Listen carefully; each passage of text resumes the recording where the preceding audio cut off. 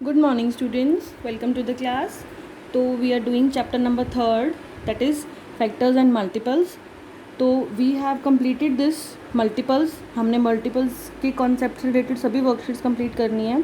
So today we are going to start the new concept, that is factors. Multiples हमने cover कर लिया है बेटा, आज हम factors के बारे में पढ़ेंगे. अच्छा एक बात बताओ, 3 4 अगर आपको लिखा हुआ है 12, तो ये जो 3 4 और ये 12 ये 3 नंबर हैं, आपको पता है इनके भी नेम्स होते हैं. आज से पहले हमने सिर्फ टेबल किया ना, हमें इनके बारे में कुछ नहीं पता इनको क्या बोलते हैं. आज हम इनके बारे में ना नए नाम पढ़ेंगे. तो जो ये 12 है ना, इसको हम बोलते हैं multiple.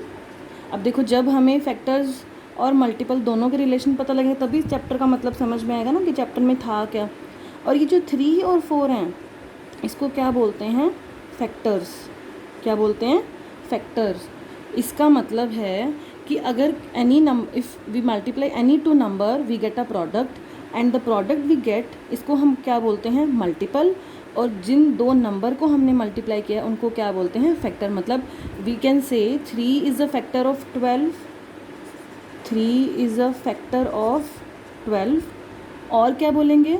4 is a factor of 12. ठीक है. और इससे पहले जो हमने मल्टीपल की वर्कशीट की थी उसमें हम बोलते थे कि हम मल्टीपल्स के डिस्कशन करते थे. ठीक है. अब हम फैक्टर के बारे में पढ़ेंगे डीपली कि फैक्टर्स क्या होते हैं. अब हमें पता लग गया किसी भी दो नंबर को मल्टीप्लाई करा, जो भी हमें प्रोडक्ट मिला, जो दो नंबर से उनका नाम क्या है? फैक्टर. और जो मिला हमें वो क्या है? मल्टीपल. ठीक है बेटा. अब एक ना स्पेशलिटी देखो, ऑब्जर्व करो. 3 जो है फैक्टर है 12 का. ठीक है. ये हमने इस रिज़ल्ट से मल्टीप्लिकेशन फैक्ट से बता दिया. अब 3 फैक्टर है 12 का. देखो 3 की टेबल में 12 आता है. अब 3 की टेबल में 12 आता तो है, तो इसका मतलब क्या है कि वो उसको कंप्लीट डिवाइड करता है. 3 4 12, रिमाइंडर क्या आया? 0. अब मैंने लिखा हुआ 4 इज़ अ फैक्टर ऑफ 12, तो मैं 4 को डिवाइड करती हूँ 12 से, तो भी मैं देख रही हूँ 4 3 12, रिमाइंडर क्या आ गया? 0. इसका मतलब है अगर आपको फैक्टर वर्ड लिखा हुआ कहीं पे दिख जाए, इट मीन्स इफ़ वी से 4 इज़ अ फैक्टर ऑफ 12, मतलब अगर मैं 4 को 12 से डिवाइड करूँगी तो रिमाइंडर मेरा क्या आना चाहिए? 0. ठीक है. अब जैसे आपके पास 12 है, ठीक है, आपको इसके फैक्टर्स ढूंढने हैं. मुझे ये नंबर गिवन है, मुझे इसके फैक्टर्स ढूंढने हैं. तो हम फैक्टर्स के लिए क्या करते हैं?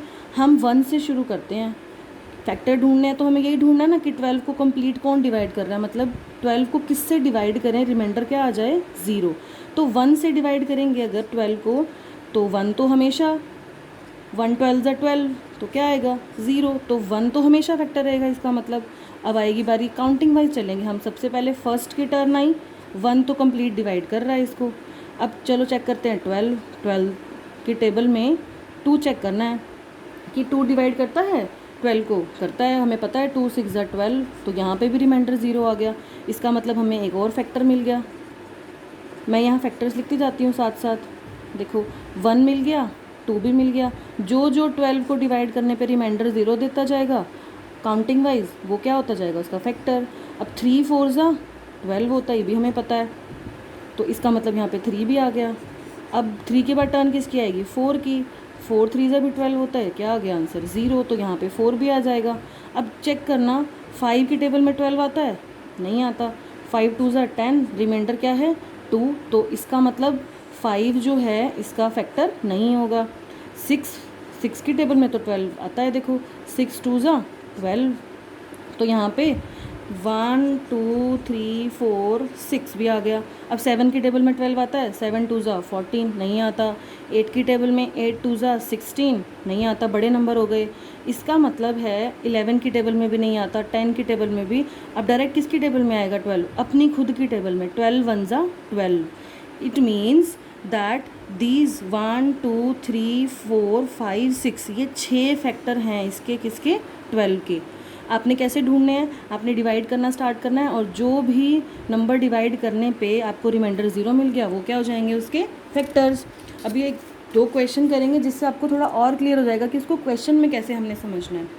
जैसे आपको सेकंड क्वेश्चन समझेंगे. पहले देखो 2 × 7 इज इक्वल टू 14। और मैंने आपको बताया ही है कि जिन दो नंबर को प्रोडक्ट कर रहे हैं वो नंबर क्या होते हैं, मेरे फैक्टर्स। तो इसका मतलब 2 और कौन सा फैक्टर बचा यहाँ पे जो नहीं लिखा हुआ, 7। तो 7 क्या आ गया इसका आंसर।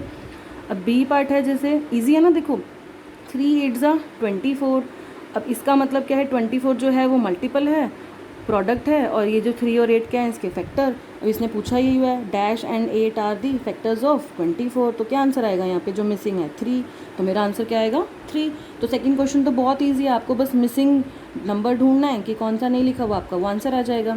अब ए पार्ट है, जैसे इज़ 5 अ फैक्टर ऑफ 36। अब फैक्टर वर्ड सुनते ही आपको क्या दिमाग में आना है कि मुझे ये चेक करना है कि क्या 5 की टेबल में 36 आता है।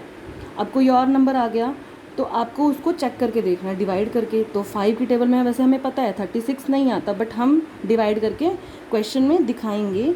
हमें ऐसे डायरेक्ट नहीं लिखना, हम लिखेंगे 5 डिवाइड किया हमने इसके साथ, रिमाइंडर क्या आ गया 1। तो इसका आंसर क्या आएगा, no 5 is not a factor of 36।